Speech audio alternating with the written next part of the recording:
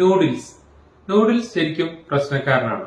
കുട്ടികൾക്ക് കഴിക്കാൻ വളരെ ഇഷ്ടമുള്ളതും അമ്മമാർക്ക് ഉണ്ടാക്കാൻ വളരെ എളുപ്പമുള്ളതുമായ ഒരു ഭക്ഷണ പദാർത്ഥമാണ് നൂഡിൽസ്. പക്ഷെ നൂഡിൽസ് ഉണ്ടാക്കാൻ ഉപയോഗിച്ചിരിക്കുന്ന ഇൻഗ്രീഡിയൻസ് പ്രധാനമായും മൈദയാണ്. മൈദ കൂടാതെ വീറ്റ് അല്ലെങ്കിൽ ഓട്സിന്റെയൊക്കെ നൂഡിൽസ് അവൈലബിൾ ആണെങ്കിലും പ്രധാനപ്പെട്ട ഒരു ഇൻഗ്രീഡിയന്റ് എന്ന് പറയുന്നത് മൈദ തന്നെയാണ്. മൈദ കുട്ടികളിൽ പലതരത്തിലുള്ള അസുഖങ്ങൾക്ക്, പ്രധാനമായും കോൺസ്റ്റിപ്പേഷൻ, വിശപ്പില്ലായ്മ തുടങ്ങിയ ലക്ഷണങ്ങൾക്ക് കാരണമാകാറുണ്ട്. അതിനേക്കാൾ കൂടുതൽ പ്രധാനപ്പെട്ട ഒരു കാര്യം എന്ന് പറയുന്നത് നൂഡിൽസിന് ടേസ്റ്റ് നൽകാൻ ഉപയോഗിക്കുന്ന പലതരത്തിലുള്ള മസാലകളാണ്. പലതരത്തിലുള്ള കെമിക്കൽസ് കളർ നൽകാനും ടേസ്റ്റും ചേർക്കുന്നത് മൂലം പലപ്പോഴും അത് കുട്ടികളിൽ പലതരത്തിലുള്ള അലർജികൾ ഉണ്ടാക്കാൻ കാരണമാകാറുണ്ട്.